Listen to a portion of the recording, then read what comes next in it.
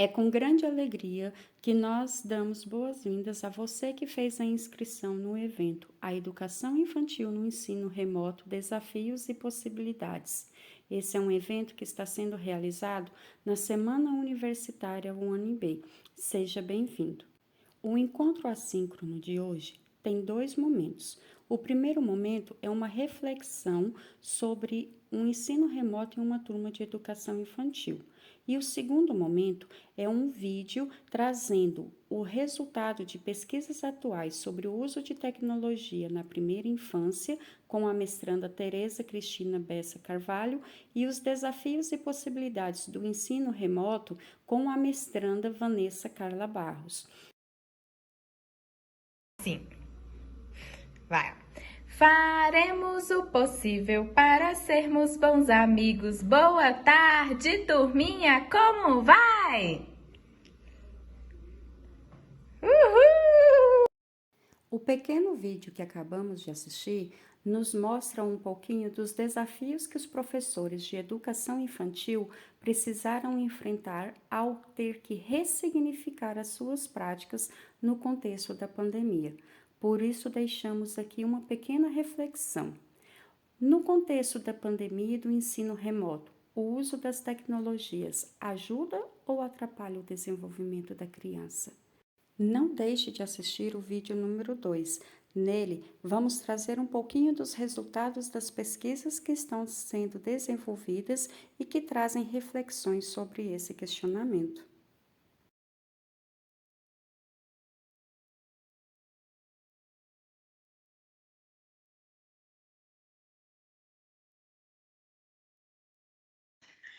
Hoje, dia 28 de setembro, com grande animação, com a oportunidade de diálogo, que a gente inicia as nossas séries de encontros. Nosso tema é a educação infantil no ensino remoto, os desafios e as possibilidades a partir disso. Faz parte da Semana Universitária de 2021 da UNB, a nossa proposta. Nós organizamos a partir de encontros síncronos, ou seja, ao vivo, e encontros assíncronos, que vão ser gravados e disponibilizados para quem se inscreveu por e-mail. O nosso principal canal de comunicação vai ser através do e-mail, então fiquem atentos ao e-mail que a gente vai estar mandando para vocês por lá. Bom, nos encontros nós teremos a minha participação, a participação da Priscila, que não vai estar hoje conosco, mas nos próximos ela vai, da Vanessa e da Ione, que também não está hoje, mas nos próximos estará.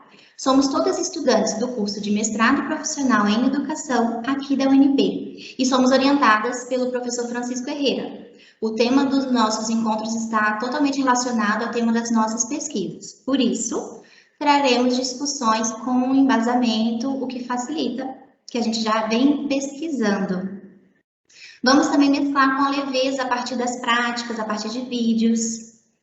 Então, eu acho que vai ser bem prazeroso para a gente e para vocês, vai ser muito rico. Eu aproveito para divulgar também o Instagram do nosso grupo de pesquisa, que se chama Infantia. Então, se tiverem interesse, procura lá no Instagram e segue a gente. Vamos para o cronograma? O próximo slide, a gente vai apresentar o cronograma para vocês. Então, ou seja, hoje, que é dia 28, como eu já falei, o encontro é assíncrono. Vocês estão vendo uma gravação. Então, se ficarem dúvidas, nos mandem por e-mail, que nos próximos encontros a gente responde. Vamos falar hoje um pouquinho sobre algumas pesquisas atuais relacionadas ao ensino remoto na educação infantil. No dia 1º de outubro, o nosso encontro vai ser síncrono, ou seja, ele vai ser ao vivo. Nele, nós vamos conhecer vocês, falar sobre experiências e possibilidades do ensino remoto na educação infantil. Por fim, vamos compartilhar por e-mail um questionário para vocês responderem. Ainda no cronograma. Isso, esse questionário vocês vão responder com calma, sem pressa, mas não esqueçam de responder, tudo bem?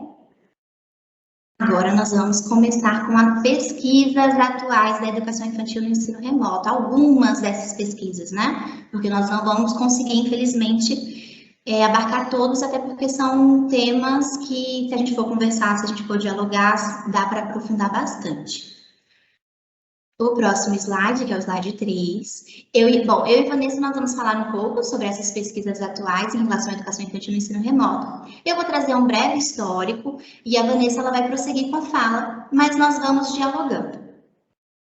Em 2019, vocês estão vendo aí os gráficos das tabelas, eu vou explicar para vocês um pouquinho o que é isso. A internet ela já era, segundo os dados do IBGE, utilizada em 82% das casas brasileiras. Isso, como eu disse, segundo o IBGE de 2019. A maior parte ficava concentrada nas áreas urbanas, ou seja, essas casas elas ficavam mais na parte urbana das grandes regiões. Então, a gente não está falando do entorno. Esses dados eles se referem a crianças a partir de 10 anos de idade e adultos. Eu sei que nós vamos abordar a educação infantil, mas como eu falei, é um breve histórico para vocês compreenderem mais para frente. Como vocês podem ver nos gráficos, o celular era usado como o principal objeto eletrônico para o uso da internet. O IBGE realizou essa pesquisa coletando informações a partir das crianças de 10 anos de idade, então não é menos de 10. Porém, o acesso das crianças menores de 10 anos aos aparelhos eletrônicos também já estavam fazendo parte da realidade da população, apesar de não aparecer nessa pesquisa. Inclusive, nós tivemos um aumento e um adiantamento também dessa idade de uso dos eletrônicos. Algumas pesquisas sobre como pode afetar o desenvolvimento da criança, os processos de aprendizagem, as interações sociais e com o ambiente, enfim, diversos focos em relação ao aumento do uso de tecnologias. Tivemos pesquisas aí para pesquisas de 10, 15 anos atrás. Em relação ao acesso, que eu falei, cada vez mais cedo e cada vez com um tempo maior de uso dessas crianças pequenas e muito pequenas em relação à internet. De bombardeios visuais, seja com joguinhos, vídeos animados, clipes musicais por meio de tablet, celular, televisão ou eletrônicos diversos. No próximo slide, que é o slide 4, agora eu vou continuar com as pesquisas. Trazendo uma pesquisa como exemplo, temos essa dissertação de mestrado, ela foi feita em 2010, para vocês verem como já tem um tempinho que essa discussão vem sendo feita.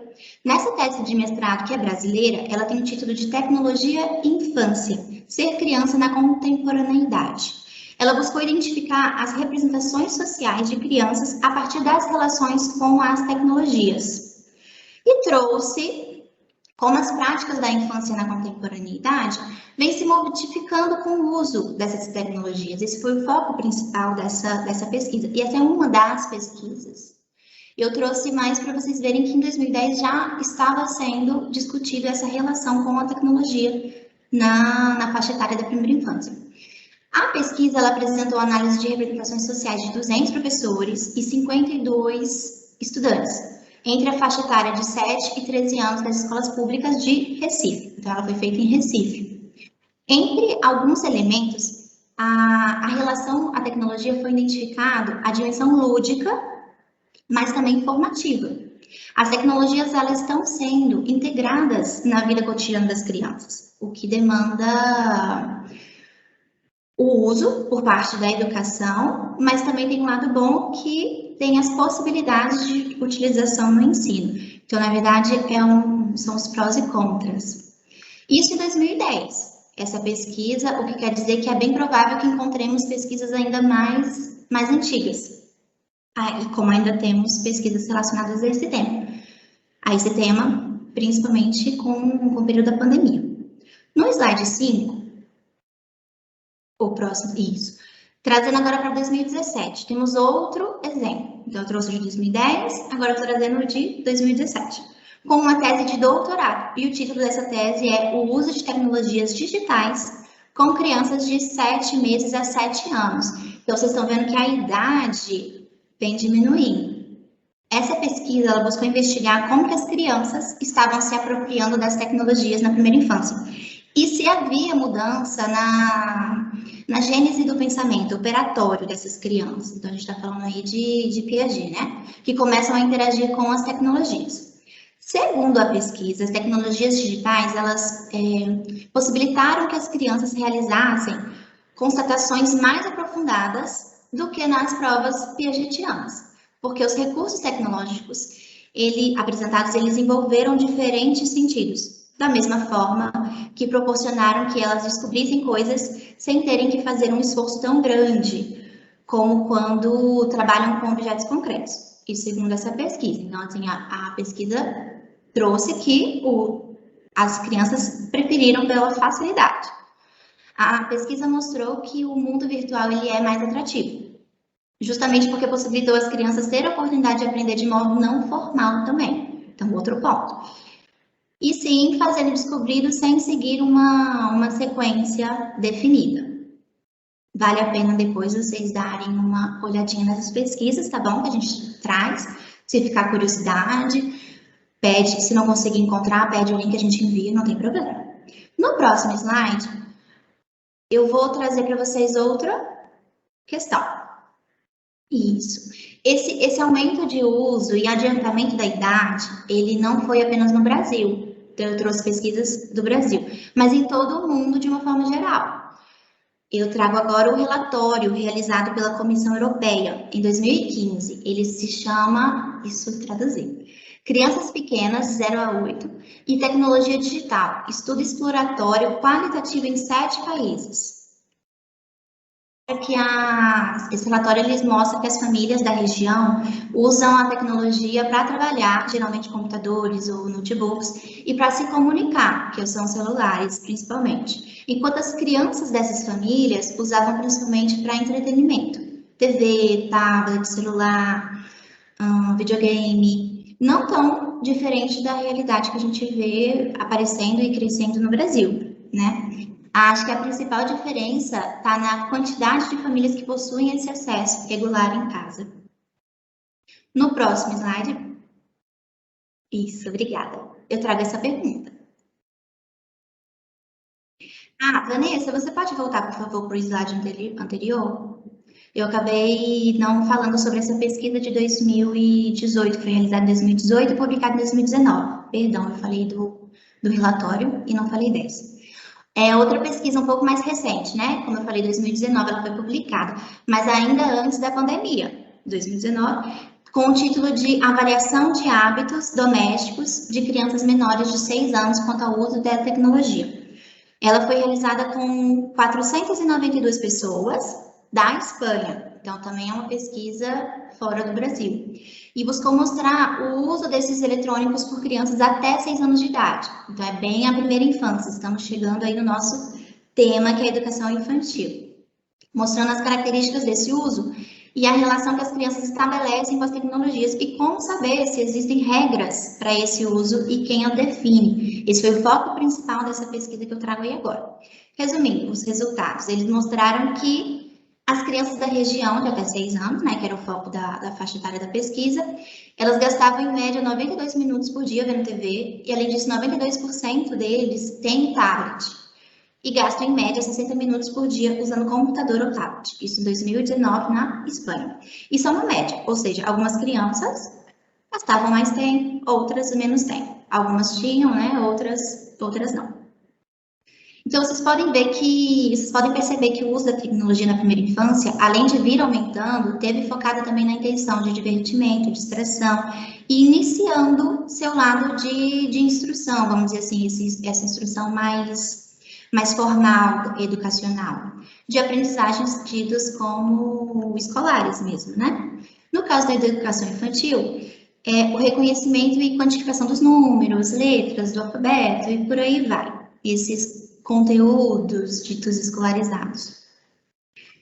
Aí lá no slide 3, que eu trouxe as tabelas, os gráficos do IBGE, isso, obrigada, Vanessa.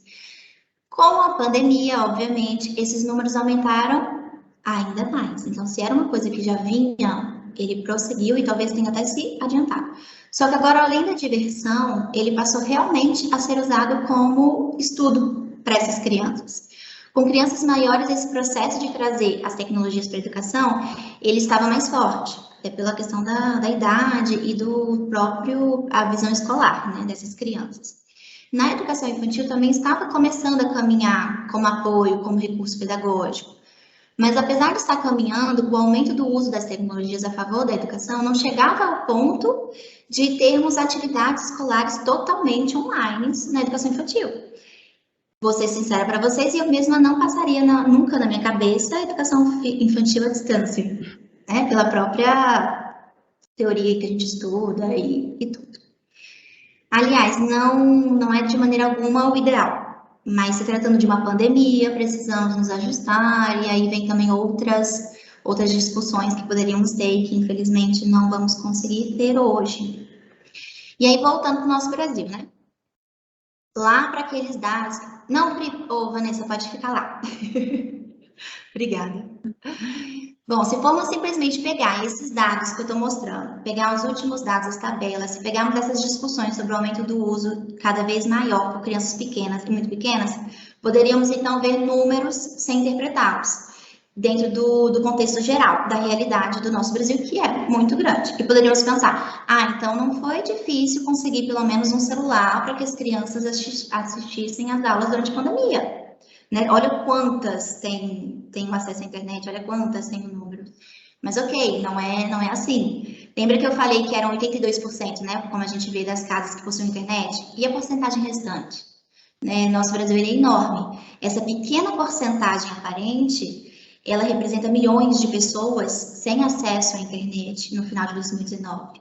Outro ponto é que esse dado ele traz também as famílias no centro das cidades e o restante, e as crianças e as famílias do interior, do campo. Então, a porcentagem ela parece pequena, mas são muitas pessoas, não é pequeno, porque nós temos muitas pessoas no Brasil, nosso Brasil é muito grande, tem muitas áreas.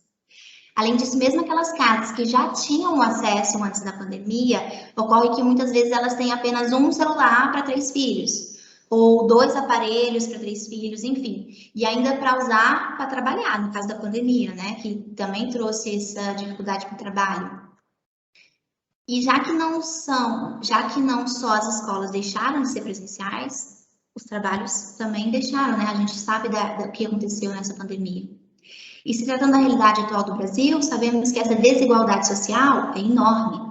Famílias de baixa renda, elas não vão pegar um pouco de dinheiro de comprar o alimento, de comprar o arroz, para comprar um celular, por mais que esteja usado, por mais que esteja barato, enfim, são realidades, né, bem distintas.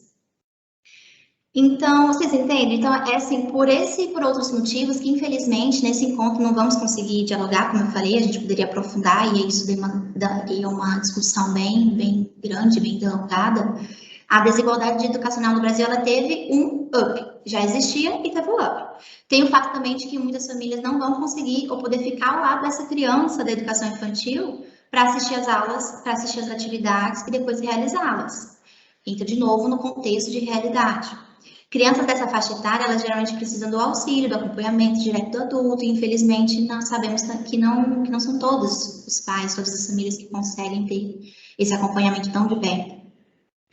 E mesmo se formos ignorar o fato de muitas famílias e, consequentemente, muitas crianças não conseguirem acompanhar as atividades escolares, o ideal para a educação infantil ainda é o ensino presencial. Sabemos que as crianças atualmente elas já nasceram nesse mundo tecnológico.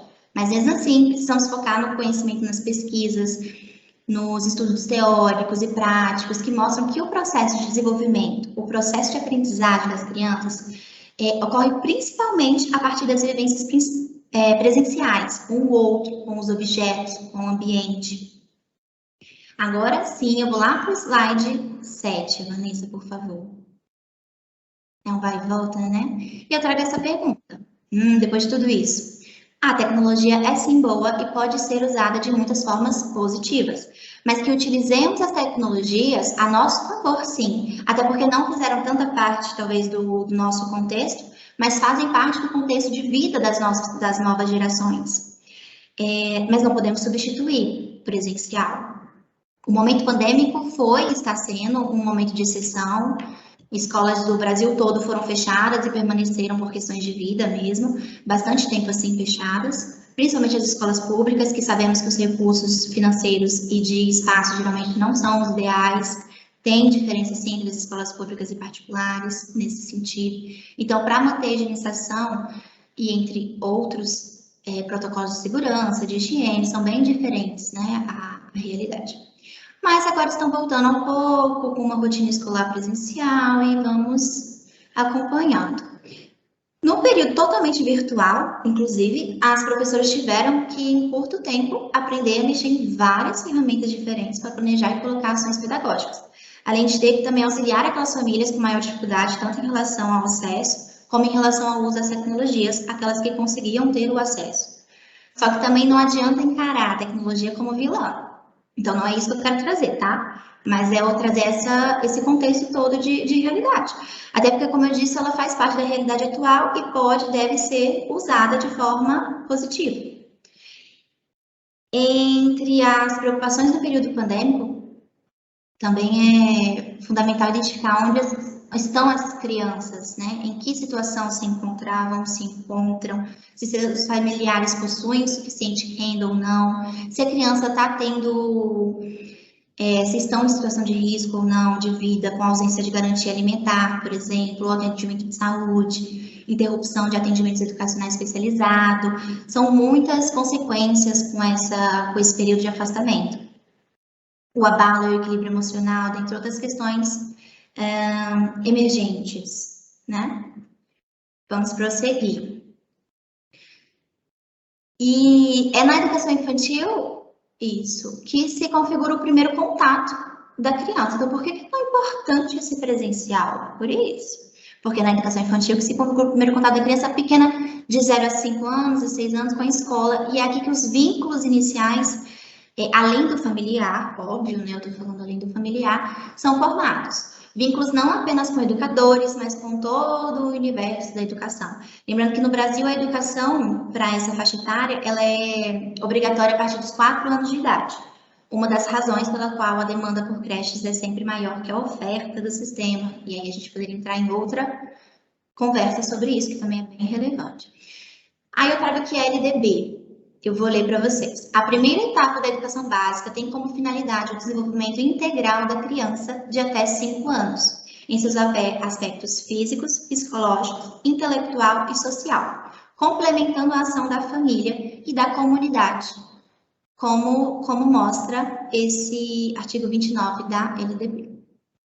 Já a Base Nacional Comum Curricular, ela diz que a educação infantil ela deve ser, e eu vou ler, ela deve, aliás, ampliar o universo de experiências, conhecimentos e habilidades dessas crianças, diversificando e consolidando novas aprendizagens, atuando de maneira complementar à educação familiar, novamente. Então, ela ainda complementa dizendo, e aqui eu estou falando da da BNCC. Ela complementa dizendo que cabe ao educador, vou ler um trechinho para vocês de novo, refletir, selecionar, organizar, planejar, mediar e monitorar o conjunto das práticas e interações, garantindo a pluralidade de situações que promovam o desenvolvimento pleno da criança. Isso na página 39, caso vocês queiram dar uma olhadinha. Ou seja, por que eu trouxe isso? Porque é nesse momento escolar da educação infantil em que as crianças começam a interagir, descobrir o mundo à sua volta, o mundo fora do seu ambiente familiar. Então, por isso é tão importante o presencial, não só por isso, mas isso é um dos fatores. A criança vai fazer amigos, vai aprender a conviver, a valorizar e respeitar as diferenças culturais, enfim, N benefícios e necessidades. Claro que todos os momentos nos quais as crianças estão vivenciando, dentro ou fora do ambiente escolar, eles são educativos, não estou dizendo isso, mesmo que sem uma intencionalidade pedagógica. Mas qual a qualidade desses momentos? Eles envolvem cuidados para o desenvolvimento da criança, tanto emocional quanto físico e cognitivo. Então, dessa forma, a gente pode dizer que o ambiente escolar da educação infantil é o primeiro local em que a criança terá contato fora da sua zona de conforto, no sentido de passar a socializar com outras crianças e outros adultos de forma mais intensa e frequente, e de forma intencional, pedagogicamente, outro fator, assim, crucial.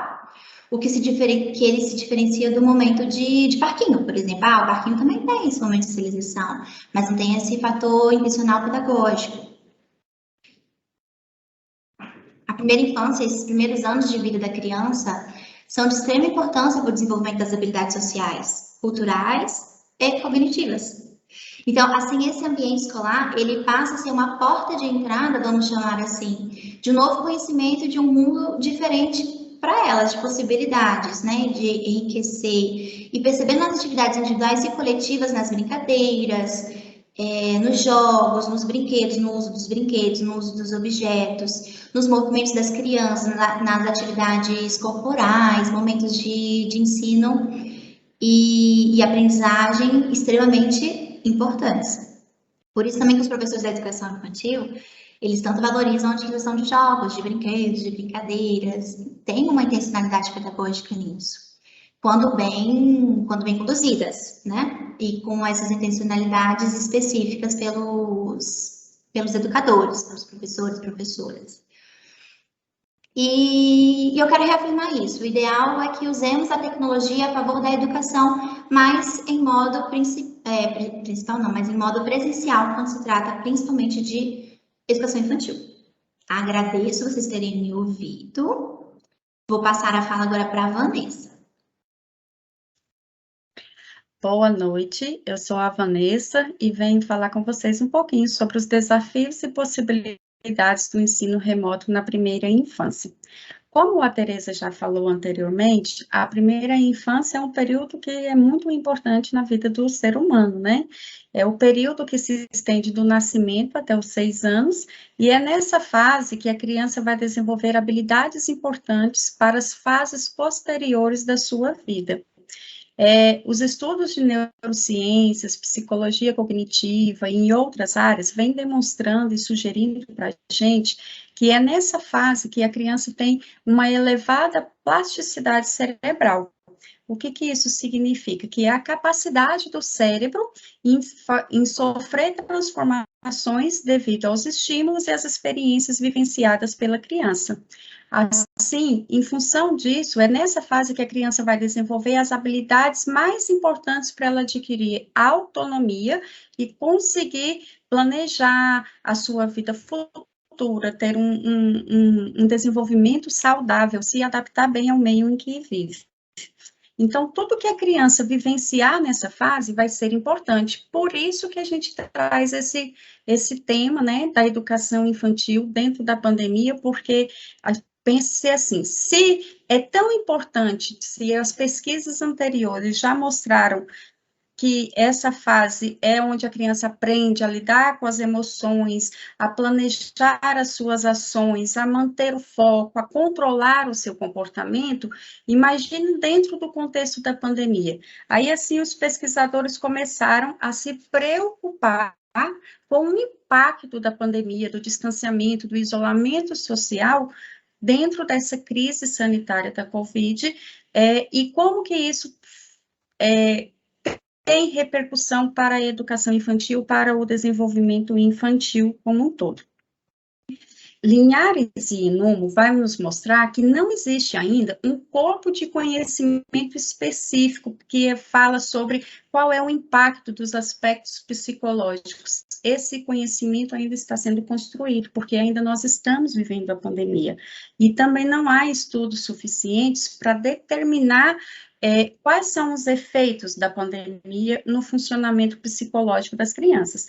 Porém, já tem alguns indícios de que aumento da ansiedade, da depressão, agressividade, isso tudo porque a criança, ela começa a sofrer a pressão do meio ambiente em que ela está vivendo, e com isso vai dando interferência no comportamento dela e, assim, trazendo algumas consequências para o modo que ela vai agir, para o modo que ela vai lidar com as emoções.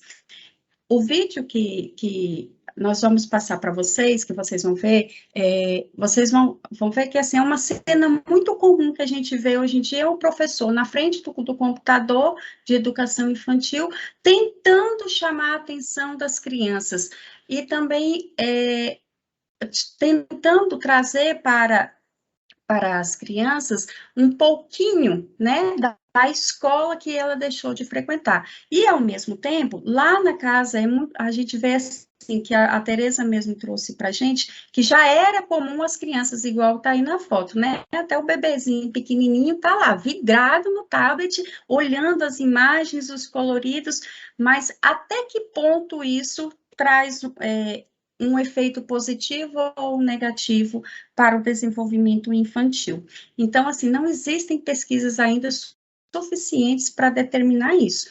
Porém, Coutinho e Coco, ele já vai nos mostrar alguns desafios da educação infantil, assim, dentro do contexto do ensino remoto.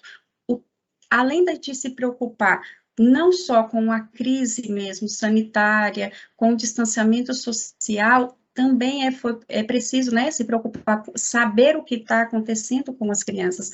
Igual a Teresa comentou, o que se passa nessas famílias, né? E a necessidade do educador, ele já tinha aquela propensão de buscar apoio na família, e agora mais ainda, precisar contar com o apoio dessa família e se preocupar consigo mesmo. A atenção aos profissionais. Então, a pesquisa de Coutinho e Coco mostra justamente isso, que o maior desafio enfrentado na pandemia foi justamente isso, se preocupar dentro do que acontece lá nas casas, se preocupar se está havendo maus tratos ou não,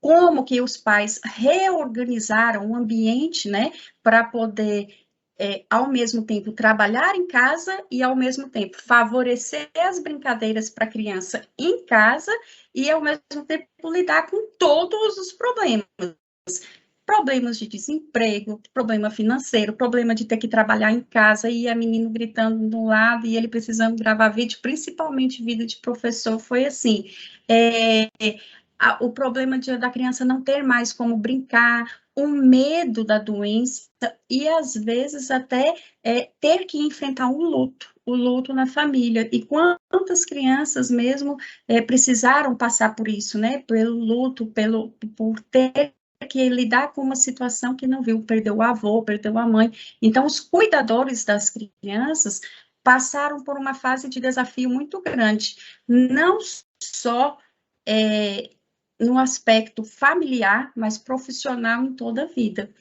E a pesquisa de Linhares e Nuno vai nos mostrar justamente isso, o tanto que a figura parental, seja o pai, a mãe, o tio, a avó, com quem quer que seja que a criança mora, ela é central no desenvolvimento da criança. É fundamental que essa figura parental, ela tenha estabilidade para poder tratar dessa criança. E com isso, o que eles constataram na pesquisa deles é que, assim, o desenvolvimento saudável e adaptativo entrou em choque, porque ao mesmo tempo que a criança já não podia ir mais para uma escola, não podia ir mais para a creche, os pais estavam em casa nervosos e também tiveram que lidar com aqueles ambientes familiares preocupantes, com casos de violência, de maus tratos, de desnutrição, porque o problema da pandemia trouxe desemprego, trouxe problemas mesmo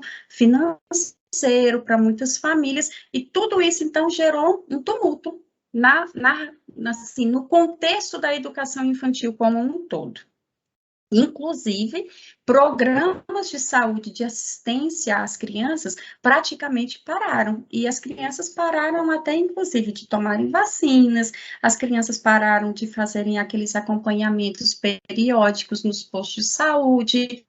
E isso tudo trouxe o quê? Uma carga para a criança, assim. Então, a gente, quando vai pensar nas pesquisas, a gente tem que pensar não só no contexto do ambiente familiar, mas também pensar o que isso está trazendo para a criança. E dentro desse contexto, o segundo, assim, campo que se vê nas pesquisas atuais é que o quanto que os profissionais de educação infantil também se viram no desafio de ressignificar sua prática pedagógica. Quantos professores não sabiam editar vídeos, mal sabiam ligar um computador, e ao mesmo tempo que já vinham assim sobrecarregados, né, porque a sociedade em geral desvaloriza o profissional do magistério, e daí de repente ele tem uma cobrança enorme do gestor, da família, ele precisa se adaptar ao mesmo tempo o medo da doença, o medo de enfrentar as incertezas e ter que falar assim, nossa, como que eu vou dar aula? Meu Deus, o que que eu vou fazer? Por quê? Como que eu vou fazer isso? A figura que está aí é justamente isso. Como que gravo aula? Vou gravar a aula, daí o menino grita, passa o carro do ovo, é o WhatsApp que funciona. Foi todo um contexto para ressignificar. E ninguém, até então, tinha passado por isso. Nenhum curso de superior, nenhum curso de pós-graduação ensinou o professor a conviver com o aluno de forma remota, ainda mais da educação infantil. Então, foi um desafio muito grande para esses profissionais. E o que a pesquisa mostra é justamente um olhar atento que assim, para a saúde física e mental desses profissionais. Ah, mas é só desafio? Não. Tem possibilidades. Que possibilidades seriam essas? A possibilidade, primeiro, de se pensar que a criança é um ser social e político, e que todas as decisões que perpassam politicamente e socialmente no nosso país, elas vão afetar as crianças, e a criança já é, assim, profundamente afetada por fatores de desigualdade, igual a Tereza trouxe para a gente. Criança que não tinha o que comer e, ao mesmo tempo, precisava fazer aula, criança que, por outro lado, tinha um tablet, um computador, e o outro tinha um celular para 5 crianças numa casa só, a mãe trabalhando também, precisando usar aquele aparelho, então, tudo isso precisa ser reconhecido dentro dessas possibilidades para se pensar um planejamento de educação infantil. E é aqui que a pesquisa fala do papel dos cuidadores. São os cuidadores, o pai, a mãe, o tio, a avó, precisa, então, o quê? Rever o seu próprio posicionamento diante dessa criança e, principalmente, repensar como fazer isso. Aí é que entra o papel do educador de educação infantil, né, do professor. Porque esses grupos, igual o grupo de pessoas que têm incapacidade física, problemas mentais, os bebês, as crianças e os idosos, eles por si só, eles já precisam da interação com o outro para poder se autorregular, aprender a criar, a conquistar sua autonomia no meio em que vive. E para fazer essa autorregulação, é fundamental o papel do outro, a interação do outro, a interação de um adulto, principalmente no caso da educação infantil. Então, Linhares e Martins vai nos mostrar que a autorregulação, ela está voltada justamente para o desenvolvimento das funções executivas, que está mais relacionado à capacidade de planejar, focalizar a atenção, a capacidade da criança de controlar os seus impulsos, de memorizar as coisas. Então, a autorregulação, ela vai converger na integração de processos regulatórios, e é muito importante a gente ter atenção, o educador infantil pensar nisso, porque o planejamento das atividades tem que partir desses 3 pilares. Não adianta só eu pensar na regulação cognitiva, eu oferecer condições para a criança desenvolver a sua atenção, desenvolver a sua concentração e esquecer também da regulação emocional e da regulação comportamental. A regulação emocional, ela é muito importante na família, ela precisa ser estimulada de uma maneira que os cuidadores em casa aprendam a lidar com as emoções, não só próprias, mas com as emoções da criança, com as birras, como é difícil difícil enfrentar birra com isso. E é muito importante, então, nesse momento, conscientizar esses pais, estimulando a criação de rotinas.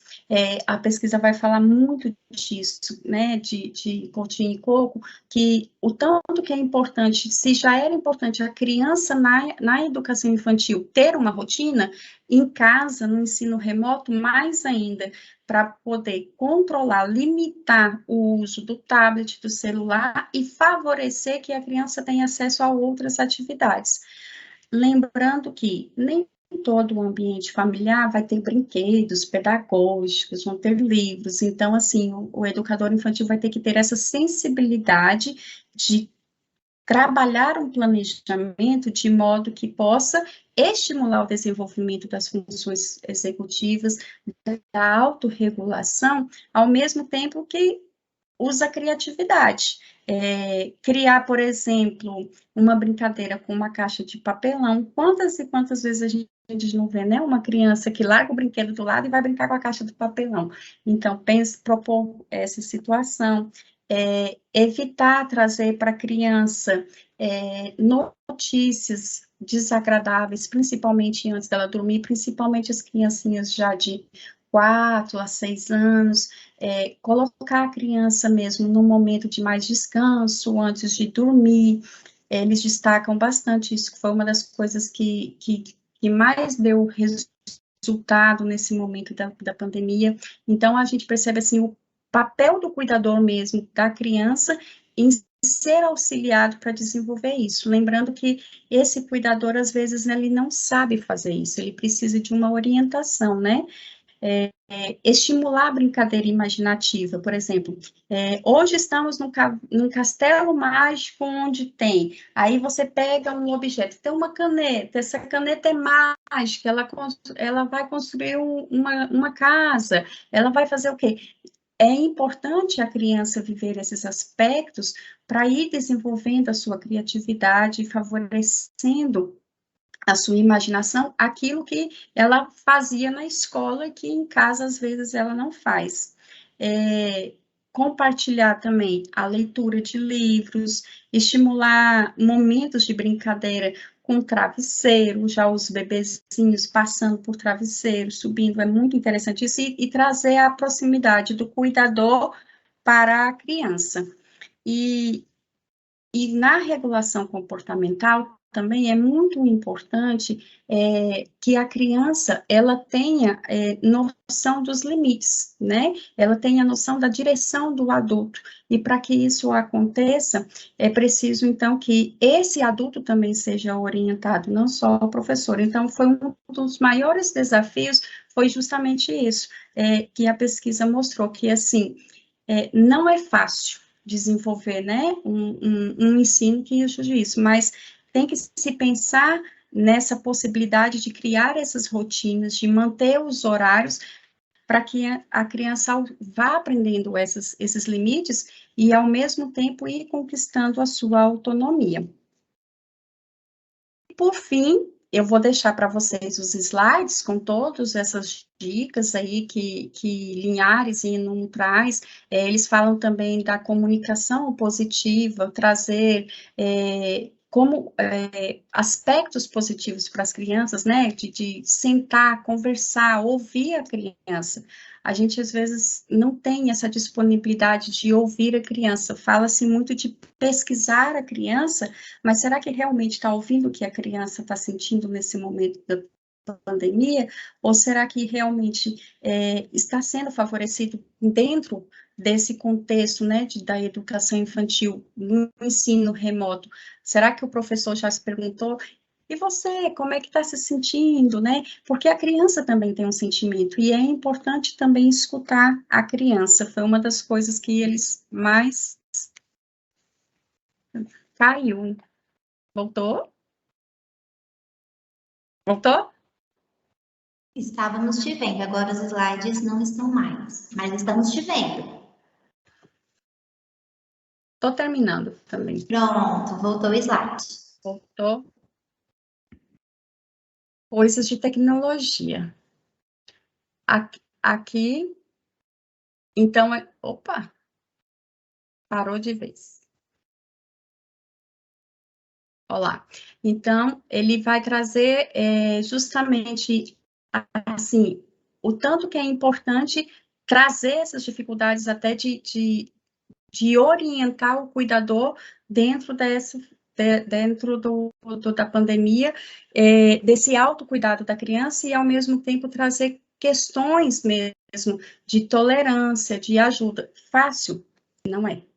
Em hipótese alguma, nós não vamos dar conta de todas as coisas, mas a gente trouxe aqui um pouquinho para vocês o que as pesquisas estão já mostrando, as referências, né, indico a leitura dos textos, são textos muito interessantes, pesquisas que estão sendo desenvolvidas já de 2020 para cá. Em 2015, a Linhares e Martins já começa, né, e tem outras pesquisas falando também do desenvolvimento da autorregulação e das funções executivas. Nós vamos falar mais um pouquinho disso no nosso encontro 5 e trazer algumas dicas, né, de como fazer isso, de como trabalhar essa questão mesmo, da triadicidade, da interação do adulto nessa perspectiva, né, da criança usando um objeto, da criança manipulando,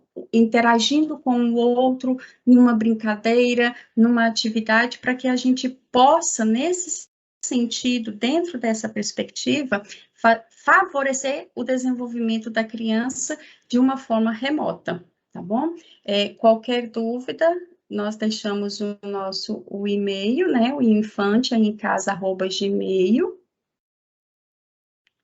para aqui a apresentação.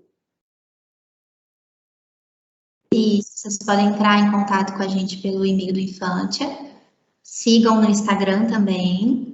E no dia 1º de outubro, nós temos o nosso encontro síncrono, o nosso encontro ao vivo. Vamos enviar o link para vocês, não se preocupem. Então, até lá. Tchau, tchau.